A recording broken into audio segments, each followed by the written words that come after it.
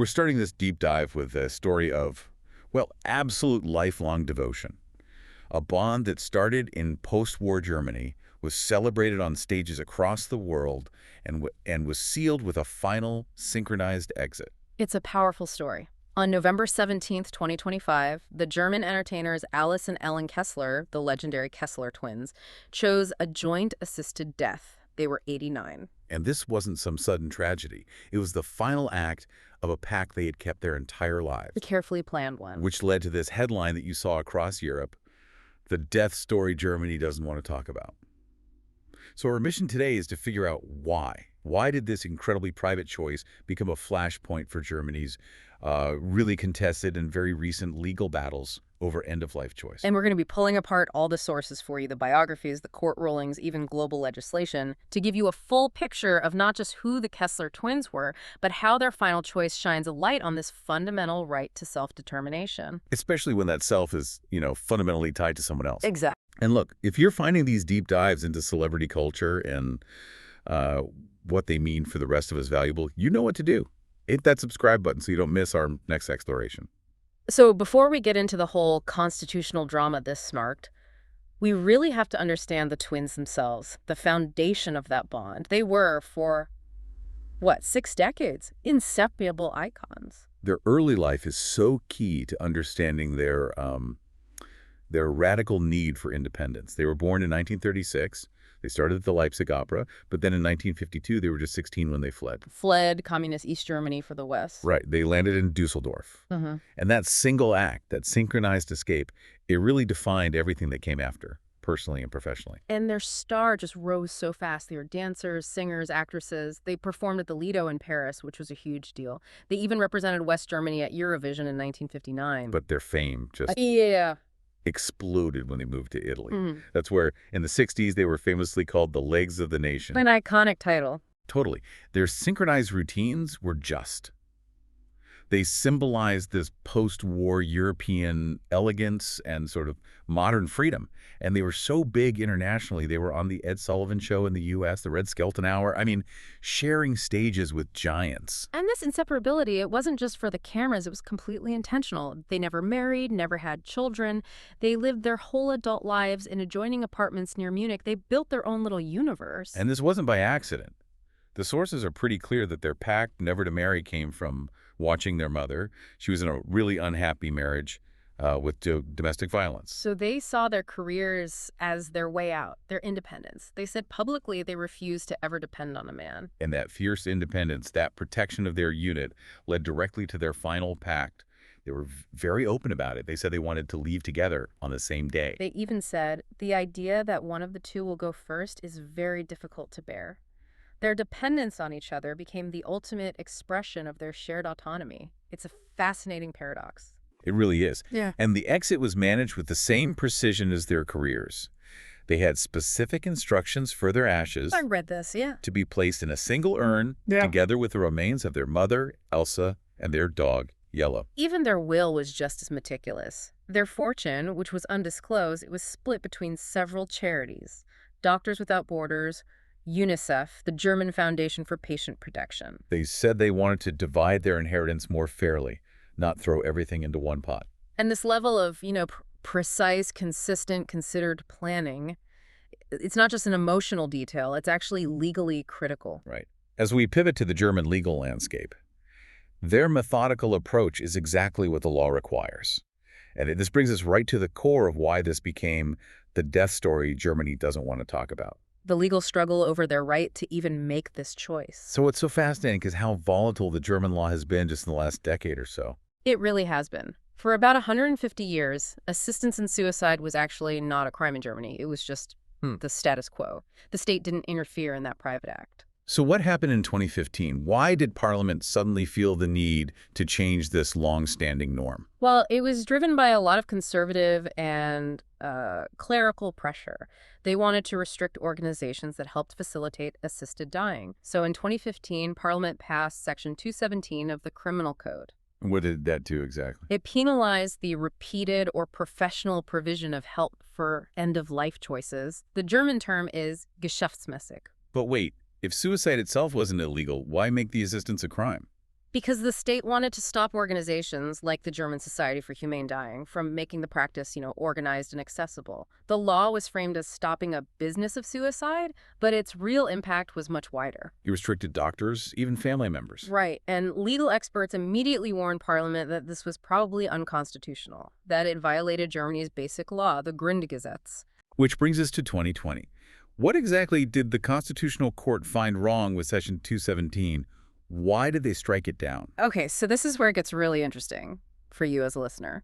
On February 26, 2020, the court declared Section 217 void. It said it violated the Basic Law, specifically Article 2, which is the right to the free development of one's personality. And they interpreted that to include a right to a self-determined death. Exactly. The court said that this right is guaranteed at every stage of life, and it includes the freedom to choose to end your own life based on your own ideas of dignity and quality of life. And crucially, it's not restricted to people with a terminal illness. That's the key. It includes people who, like the twins, simply decide their life is complete or that suffering from age-related decline is too much to bear. That is a massive distinction from the laws you see in other places. A huge one. The court also said that banning organized assistance, that Geschäftsmäßig part, it also violated the rights of physicians and advisory groups who were operating legally. So let's be super clear about the procedure the twins followed. Active euthanasia, where a doctor actually administers the drugs. That's still banned in Germany, correct? 100% correct. That is still prohibited. What the Kessler twins chose is called medical aid in dying or accompanied suicide. The physician prescribes the medication, but the patient has to be the one to self-administer it. And their decision must have been under a microscope, right? A joint choice, not terminal. What criteria did they have to meet? The bar is incredibly high. The decision has to be thoughtful and consistent, made over a long period. And most critically, the person has to be absolutely clear-headed, meaning free and responsible. Which brings up a really interesting question about their shared choice. How does a system built to assess one person's autonomy handle a decision that's rooted in, well, mutual lifelong dependence? That's the deep tension here. The law is focused on the individual. But their whole reason for the exit was the stated difficulty of one living without the other. It suggests a sort of shared, codependent autonomy. So the doctors and the organization, the DGHS, they would have had to confirm that each sister's decision was independently rational. Exactly. Even though the trigger was mutual reliance, it demanded double the scrutiny. And the final moments. Huh. The sources say a physician and a lawyer were present when they administered the drugs, but then the police were called immediately after. Why? That's a necessary legal safeguard in Germany. The lawyer and doctor are there to ensure it's all legal and voluntary. Then the police have to come and check the situation to make sure there was no foul play, that it was a legitimate, documented, self-administered act. It's a somber but essential step.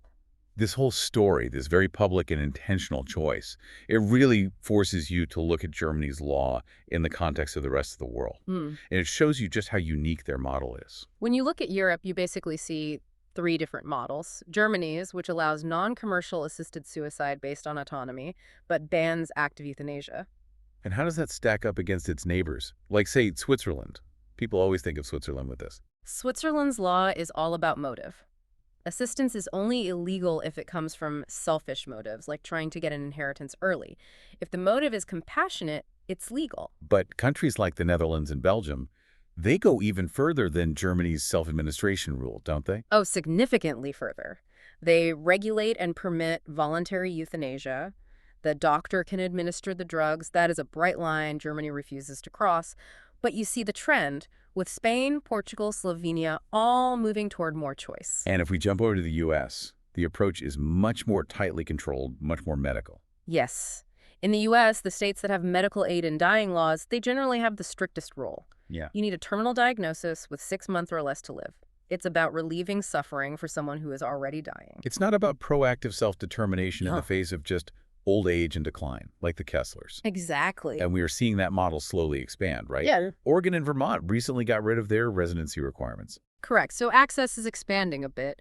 But you could argue the most interesting evolution has happened in Canada, with MAID, medical assistance in dying. What changed there? Initially, their law also required that death be reasonably foreseeable. But a law called Bill C-7 in 2021 abolished that prerequisite. That seems really relevant to the Kessler situation. They weren't terminally ill in that 6-month sense. They were choosing to exit because of age and their desire not to be separated. Exactly right. Canada's expansion to include people with severe chronic conditions who aren't necessarily near death, it aligns philosophically with what the German court ruled. The Kessler Twins' final act really underscores this global debate about dignity beyond just a terminal diagnosis. Yeah, so the story of the Kessler Twins is this dramatic, really poignant meeting point of celebrity culture, lifelong devotion, and cutting-edge legal theory. They lived their whole lives together, and they used their hard-won freedom to make sure they could exit together. And that shared autonomy, I think that's the real legacy here. I mean, they spent their lives pursuing radical independence from men, from outside pressures, from everything except their work.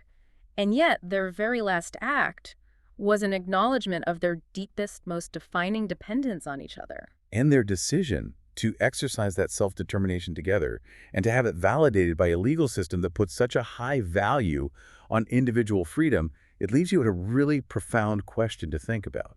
When yourself is fundamentally defined as a pair, does true autonomy sometimes require a shared final choice? It really challenges the whole definition of a self-determined death. A powerful thought to end on.